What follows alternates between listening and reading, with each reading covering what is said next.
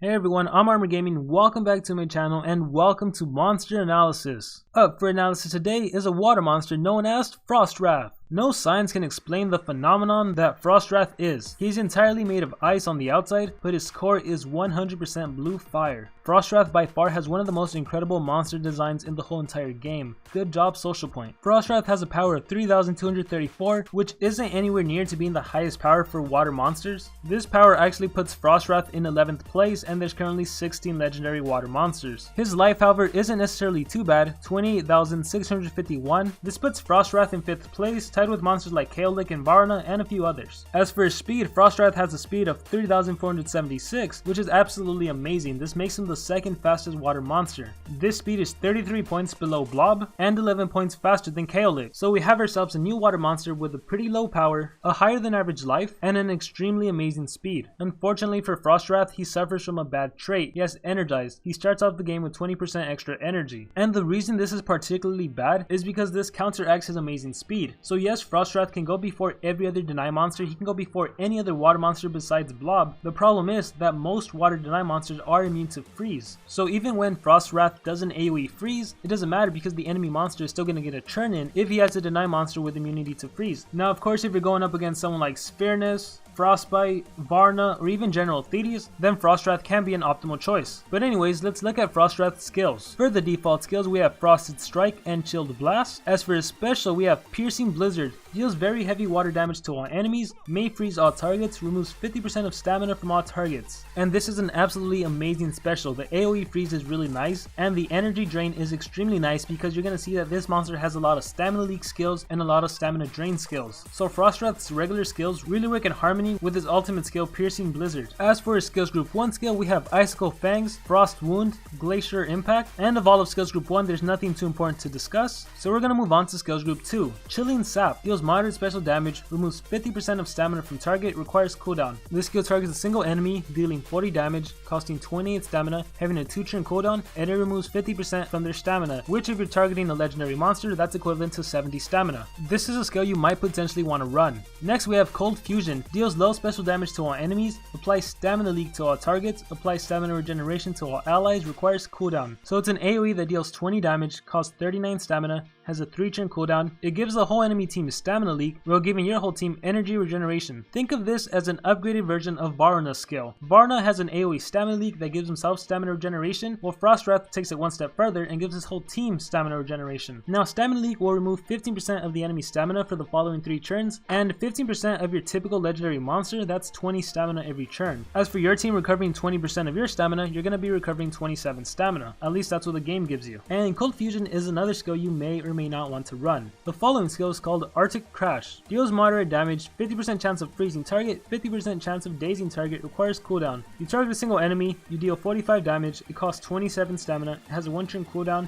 and you have a 50% chance to freeze and daze. I am not a big fan of any skill that's 50% chance to do anything, so I really wouldn't recommend this skill. So from skills group 2, 2 noteworthy skills are Chilling Zap and Cold Fusion. Now let's move on to skills group 3. We start things off with Shivering Bite. Deals moderate water damage, may freeze target, requires cooldown. This skill targets a single enemy, deals 45 damage, costs 28 stamina, has a 1-turn cooldown, and it's just a basic single free skill. This skill I would recommend running. In terms of Team Wars, again, it won't help you too much considering there are lots of water monsters that are immune to being frozen. Nonetheless, this is a great skill to use against the enemy attacker. We also have a skill called Icy Bolt. Deals low special damage to all enemies, removes 25% of stamina from all targets, applies stamina leak to all targets, requires cooldown. So this is an AoE that deals 20 damage, costs 39 stamina, has a 3-turn cooldown. It's very similar to the skill from skills group 2, except instead of giving your team stamina regeneration, it takes away 25% of stamina from the enemy targets. Now removing 25% of stamina from your typical legendary monster is equivalent to 35 stamina. This is a skill you may or may not want to run. And the final skill from skills group 3, and the skill I can say with 100% certainty that you should run, is Polar Beam. Deals low water damage to all enemies, may freeze all targets, applies stamina leak to all targets, requires cooldown. It's another AoE, this time it's water based, it deals 25 damage, costs 39 stamina, has a higher cooldown, it's a 4-turn cooldown, and this is an AoE freeze as well as an AoE stamina leak. And Polar Beam is by far Frostwrath's best skill. You freeze all of the enemy monsters, thus denying them for 1 turn, at the same time giving stamina leak, meaning they're going to lose 20 stamina points. So if you start the game off with Polar Beam, which you should, you're going to freeze all of the enemy monsters and give them stamina leak, and then you follow that off with Icy Bolt, Well, let's take a look at what happens. With AoE freeze, you're going to deny all of the enemy monsters for one turn. At the same time, you're going to give them stamina leak, which means when it's their turn, they're going to be frozen and lose 20 stamina points. So your typical legendary monster starts off with 140 stamina points. They're going to lose 20, which will leave them at 120 stamina points. On your following turn with Frostwrath, you're going to use Icy Bolt. Icy Bolt will reduce the enemy monster stamina by an initial 25%, which is equal to 35 points, which will leave them at 85 stamina points. And when it's their turn again, they're going to lose another 15% stamina due to stamina leak, which by the way will be refreshed. Nonetheless, they're going to be down to 65 stamina points, which means the enemy monsters are still going to be left with enough stamina to get 1 or 2 attacks in. So unfortunately for Frostwrath, that isn't necessarily good. And again, when we think about this in the context of Team Wars, it sucks that Frostwrath isn't immune to freeze. Now let's take a look at a different calculation really quick. Let's look at Polar Beam followed up with Chilling Zap. If you do Polar Beam on an enemy monster, it's going to be frozen and stamina leak, which basically means the stamina is down to 120. If you follow that up with Chilling Zap, it's going to drain 70 stamina points, leaving the enemy monster at 50 stamina points. When it's that monster's turn again, it's going to lose an additional 20 stamina points, thus leaving it with 30 stamina points. Now 30 stamina points for your average monster, that's not enough to do an AoE skill, but that's still enough stamina points to do a single target skill. So again, Frostwrath can't successfully deny monster for 2 turns. Now with that being said, let's talk about different skill sets for this monster. You definitely want to run Polar Beam, and you definitely want to run Chilling Zap. After that, I would say it's your choice to do Shivering Bite, Icy Bolt, or Cold Fusion, with my preference being all of skills group 3, Shivering Bite, Polar Beam, Icy Bolt, and Chilling Zap. The reason I'm not particularly too fond of Cold Fusion is because although energy regeneration is a nice ability to give your teammates,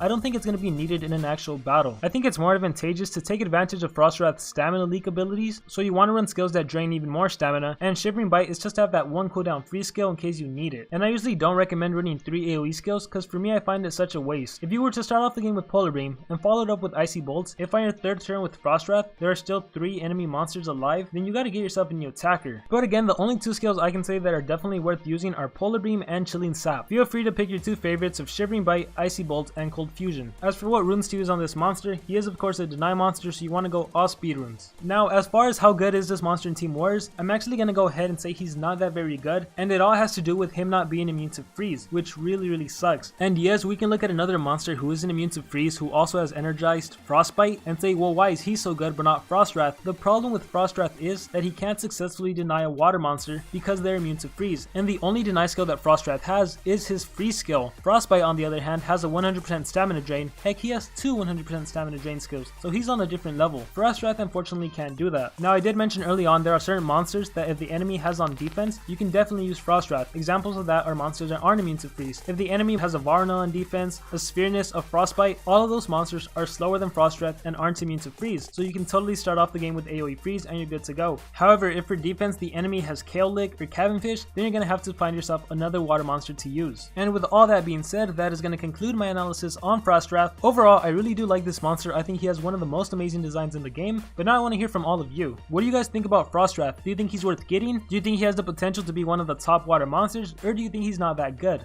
Be sure to let me know in the comments below, and also be sure to let me know who you want me to analyze next. With all that being said, I hope everyone has a great day or a great night. Remember to dream big and pursue your passions.